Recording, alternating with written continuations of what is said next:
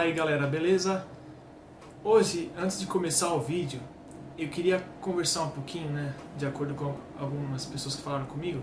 Eu queria esclarecer, principalmente isso aqui, ó, a bandeira do Brasil. Por que eu deixo essa bandeira aqui atrás? Algumas pessoas falaram, não sei o que, porque vai parecer que é muito ultradireitista, qualquer coisa desse tipo. E eu quero, assim, deixar muito claro aqui que esse canal não tem lado. Eu prezo muito pela imparcialidade. Então, eu não vou falar nada além do que for, ao meu ver, a verdade. Assim, tipo, se tiver que falar bem ou mal, eu vou falar bem ou mal de quem quer que seja. Eu vou falar bem do que Lula fez? Vou. Assim como eu vou falar mal do que ele fez de ruim.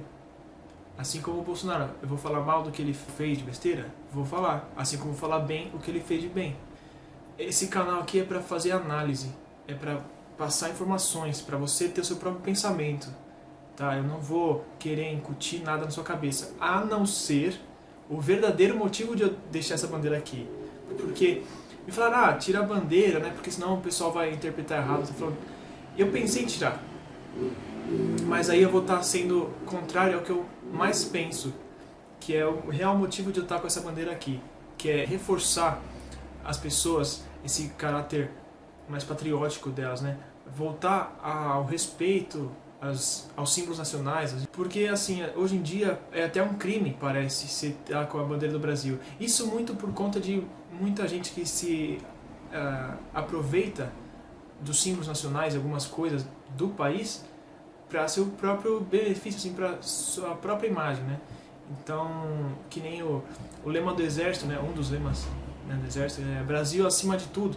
E eu tenho certeza que vocês já ouviram isso algum político falar. E o que é ruim, porque tira do Exército. E o Exército não tem lado, teoricamente, né? Assim como a própria bandeira do Brasil. É o símbolo do nosso país. Não importa se você é esquerdista, direitista ou o raio que o parta. A gente é brasileiro. Isso aqui é o nosso símbolo. A gente tem que ter orgulho dele.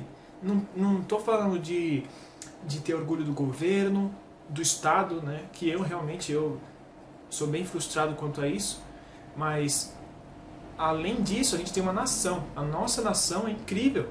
Eu vou fazer vídeos ainda falando sobre o Brasil, aliás esse é um deles, sobre por que a gente tem que amar esse país, por que a gente tem que pensar o bem dele, porque acontece que a maioria das pessoas, querendo ou não, por mais incrível que pareça, eu já vi muita gente nessa questão, as pessoas, aqui os brasileiros, eles não querem saber do Brasil, eles não pensam em prol do Brasil, é só na sua perspectiva, é só no seu engrandecimento, é só para o seu interesse, entendeu?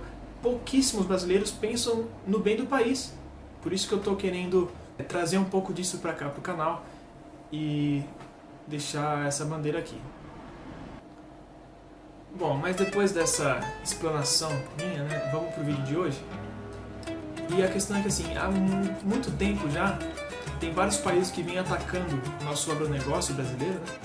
Com discursos, com boicotes e até intervindo no mercado.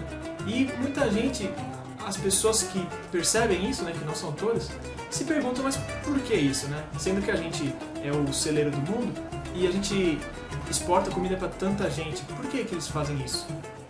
A questão é justamente essa. O Brasil, ele é um colosso, é um titã, assim, é uma coisa absurda.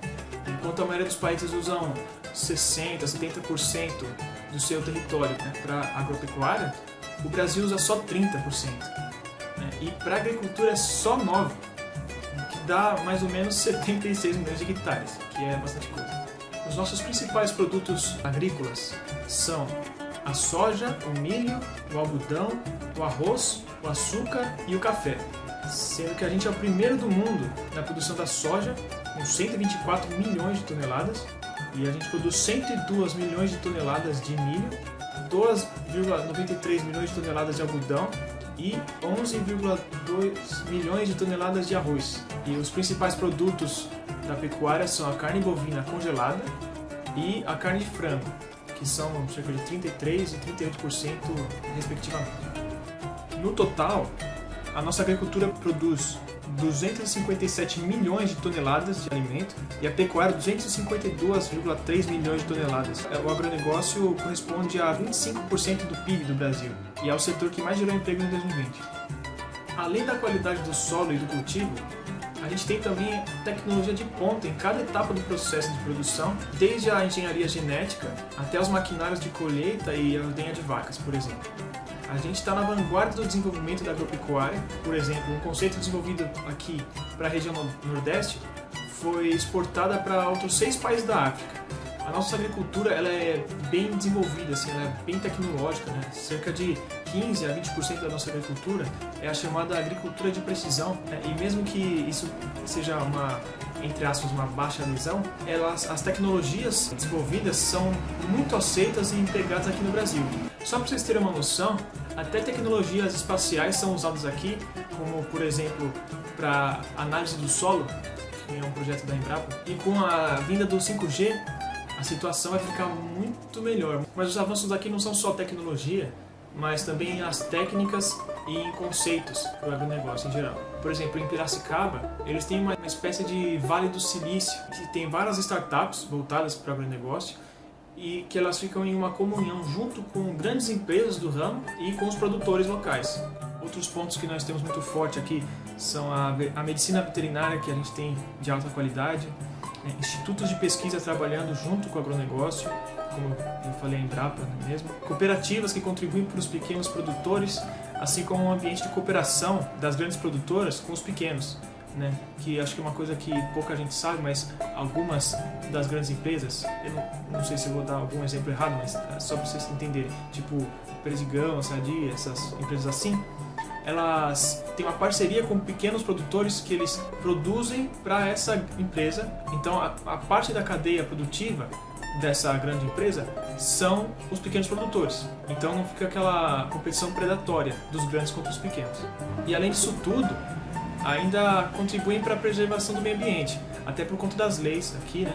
Como o Código Florestal, que exige a preservação de 20% da vegetação nativa em propriedades rurais.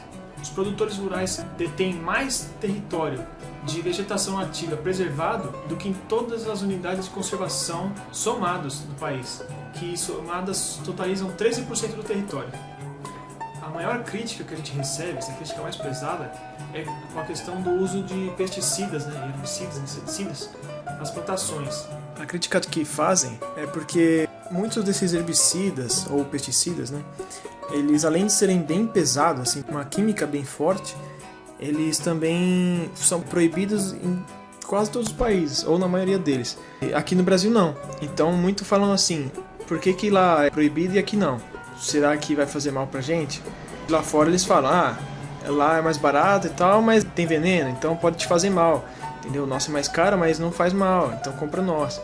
Apesar do avanço da manipulação genética para a defesa das plantações, como por exemplo a inserção de micróbios de uma planta que se adapta às condições adversas em brotos que vão para as plantações. Mas cabe a Europa inteira dentro do Brasil. É verdade, só que o solo daqui é tão rico, é tão precioso, que além de dar para plantar quase de tudo, ele rende muito mais. A nossa produtividade é uma coisa assim surreal. Na proporção da produção com a área plantada, ela é 450% da produtividade. Mesmo com tantas leis e diretrizes que são contraproducentes, como por exemplo o Código Florestal que eu falei. Não estou criticando a existência, claro que tem que ter, não é essa questão. Só estou falando que elas são contraproducentes. Elas atrapalham a produção. É só isso que eu estou falando, tá? Esse volume permite a gente não só alimentar os brasileiros, mas como também a gente exporta para diversos países, né? Principalmente a China, o Japão, os Estados Unidos, os países árabes e a Europa, além de muitos outros. É claro que isso apresenta uma ameaça para agricultores de outros países, como por exemplo a Irlanda e a França, que vem tendo problemas diversos, né? Não tem produções tão tecnológicas como as nossas, por incrível que pareça, até um contrassenso, mas a nossa produção brasileira é muito tecnológica e muitas de várias potências econômicas e potências no agronegócio são bem menos tecnológicas que a nossa. E a competição com os produtos brasileiros pioraria muito mais a situação desses caras. Só para vocês entenderem um pouco melhor como funciona essa questão, os agricultores são uma força política bem importante na França, como é aqui no Brasil, e a pressão que eles exercem em cima do Macron ela é bem intensa. Então ele vai fazer o que tiver que fazer para apaziguar eles. Eles fizeram isso já no passado com a questão dos limões marroquinos, que eram bem melhores e muito mais baratos que os produtos na França. Então, depois de eles colocarem pesados encargos, né, taxar, botar imposto, tudo que eles podiam fazer, né, para tirar eles do mercado, eles fizeram. É nessa linha que saem os ataques infundados do Macron, por exemplo, que ele diz que a plantação de soja é culpada pelas queimadas na Amazônia e pelo desmatamento, sendo que nem 1% da produção de soja fica no bioma da Amazônia. O Macron ele vem sofrendo bastante pressão também dos ecologistas, que estão criticando bastante a abordagem do governo francês sobre o sistema ecológico deles, porque enquanto ele ataca muito o nosso, eles veem lá que ele não está fazendo o que ele fala para o Brasil fazer. Então mostra um pouco uma hipocrisia da parte dele, porque lá uma boa parte, como na maioria dos países europeus, já não tem mais tanta floresta nativa, vamos dizer assim. Eu achei interessante uma entrevista, né, uma frase que o general Heleno deu em entrevista para um jornal, enquanto ele ainda estava no governo, abre aspas, o foco é o Brasil. A África não incomoda economicamente. Ao contrário, é um celeiro que está sendo pouco a pouco explorado pelos países mais poderosos. O Brasil incomoda. Há mais de 40 anos, nosso país está entre as 10 maiores potências econômicas do mundo. Então, nós representamos um risco para alguns países na competição. Nosso produto agrícola é altamente bem tratado. Hoje temos um agronegócio que é florescente, espetacular. Bom, então o nosso agronegócio, ele assusta a concorrência realmente, porque é uma coisa assim de outro mundo, o que é o Brasil. Então é bem difícil mesmo para a concorrência, porque assim, geralmente as potências da agricultura, elas têm alguns produtos. O Brasil tem muitos produtos. Então é complicado mesmo, né? Então, é claro que vão existir ataques sempre para tentar boicotar o nosso agronegócio. É difícil descobrir quem está por trás desses ataques. O triste é saber que eles estão agindo em conjunto com agentes internos do Brasil, né? Então, por exemplo, não fazendo um ataque, mas é um fato. Eles pegam, por exemplo, e se alinham com algumas organizações de extrema esquerda aqui, por exemplo, que querem minar o governo do presidente Bolsonaro, que é de direita, entendeu? Então esse é complicado mesmo, porque em vez aqui a gente ter um povo unificado, que não importa posicionamento político, visão ideológica, que quer o bem do país, que se une para fazer o país ir para frente, não, é um contra o outro, um boicotando, um sabotando. O que acontece? Só se lasca o país.